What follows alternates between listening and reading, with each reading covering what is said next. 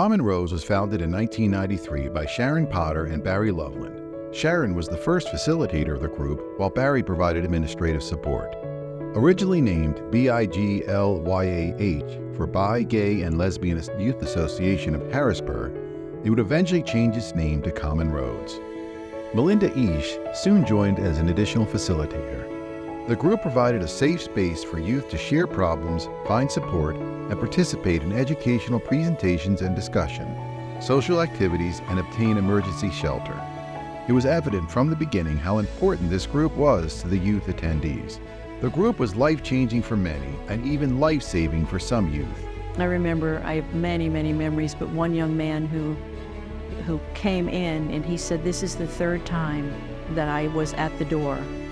And if I didn't make myself come into the room tonight, I was going to go to the Forester Street Bridge and jump in the river." And he came in terrible pain, and he left laughing, and they went to like Friendlies or something, to get ice cream. It was amazing. I mean, it was significant and and absolutely crucial in me starting to really develop an understanding of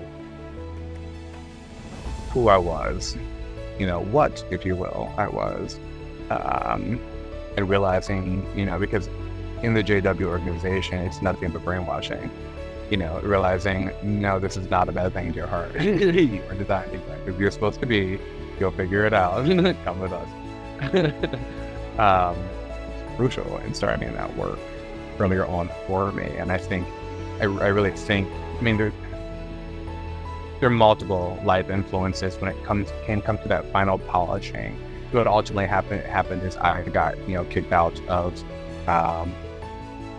the Jehovah's organization and my home because I was given the ultimatum to renounce my sexuality or, get the bleep out.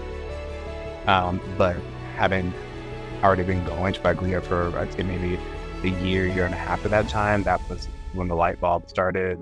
I remember people getting very heartfelt with their conversations. And, they discussed issues that they've had and so on and so forth. And I'm definitely not an open book. I am probably more today than I was back then. But, I kept all my stories to myself and I just sat and listened. And I remember everything from coming out stories where kids were kicked out onto the street. I remember kids being beat. Definitely criticized by their peers. That was a big thing. It kept me alive. That would be a big one. I really didn't know who Frank was until the group because I wasn't allowed to even entertain the idea. So, it was definitely, it came at the right time. If it would have just been a year later, I'm not sure where I would have been. Oh my gosh. If it wasn't for group, I may have made the worst mistake of my life and actually went to Bible college, and I could be a miserable pastor. I would have made the biggest mistake of my life of doing something that following a what I would have perceived as a calling instead of being allowed to be myself and follow my own passions. Carol Riesinger became the first paid director and facilitator of the group. Having a full-time director enabled the organization to do more outreach to schools, provide training, and encourage the formation of GSAs. The kids would talk about how they were bullied and how some people didn't, on the faculty or even school nurses weren't sympathetic at all. So we had lots of those stories.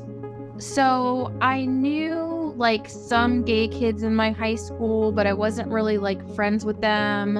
And so when I went to Common Roads, it was just it was this big feeling of I don't have to feel alone anymore. We wanted to start a gay straight alliance, and the principal at my school looked me straight in the face and said, "We don't have gay kids here."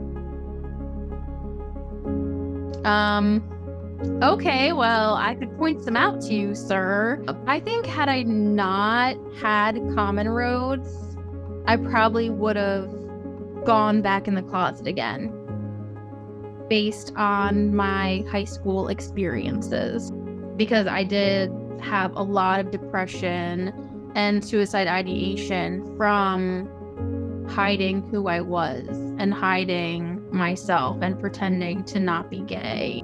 So I was attending fairly regularly, and my mom started to ask questions, like, where was I going? What was I doing? I think this is probably towards my junior year.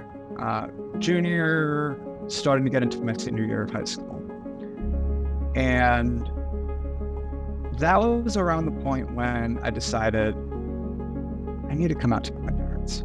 Like, this feeling of dread was killing me. I was so depressed. And I knew whatever was going to happen wouldn't be good. But I didn't think I'd actually, I didn't think I'd actually still be alive if I could.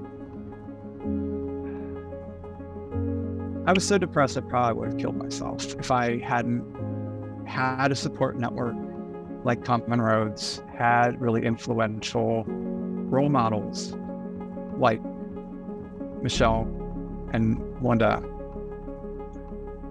I probably would not be alive today. I had a bunch of help along the ways. Can't underestimate or undervalue just how much help I've had. All the friends, all the support. But all that started with a little youth group in Pennsylvania. Michelle Simmons became the next director. She started the GSA Summit to offer leadership training and networking among the GSAs in the region. One of the things that I really wanted to do was start expanding educational opportunities and also leadership opportunities for the youth, especially. The point was that we wanted to make this a two-pronged approach to make sure that we had support for leadership at the school district level within the schools, and then also among the teachers and the faculty, make sure they had the resources, and at the same time, help the students, gain confidence in being more active and being more vocal and just being able to create that support system for themselves when they couldn't be at Common Roads. In 2009, Common Roads and the LGBT Center merged, and Common Roads became a program of the center. Louis Marvin served as Youth Programs Director from 2009 to 2012 before becoming Executive Director. And Lindsay Lugis came into this role in 2016, holding the first Safe Space Prom in 2018. Amanda Carter became Youth Programs Director in October of 2018, growing both the GSA Summit and the Safe Space Prom events.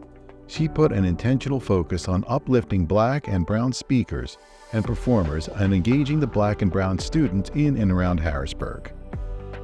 The program is super important because there are very few like it in central Pennsylvania. So it's a staple, it's a necessity. Everybody deserves a place where they can go and be safe and interact with other people that understand and can support and guide them and help them become the people that they're meant to be, like the best version of themselves. And it's been such an honor to be a part of that. I'd say when I met Amanda Carter in Common Roads, she saved my life. I almost lost myself. Common Roads was a blessing because I got to meet a lot of beautiful people that became a wonderful part of my family. And I just got to say I thank God for it. Thank you. This program is really what got me out of my shell. I didn't really know a lot of people in Harrisburg until I started coming to Common Roads, and it really became like a second home for a while. Gabe Taylor became the Youth Programs Coordinator in September of 2019 and has been running the Common Roads program for the past 4 years. During COVID, the weekly groups and GSA Summit events were held virtually. Today, Common Roads is back in person, providing 3 weekly spaces for LGBTQ+ youth and young adults ages 12 to 29 in Harrisburg and Lancaster to find community, connection, and support. GSA Summit and Safe Space Prom were back in person this year as well.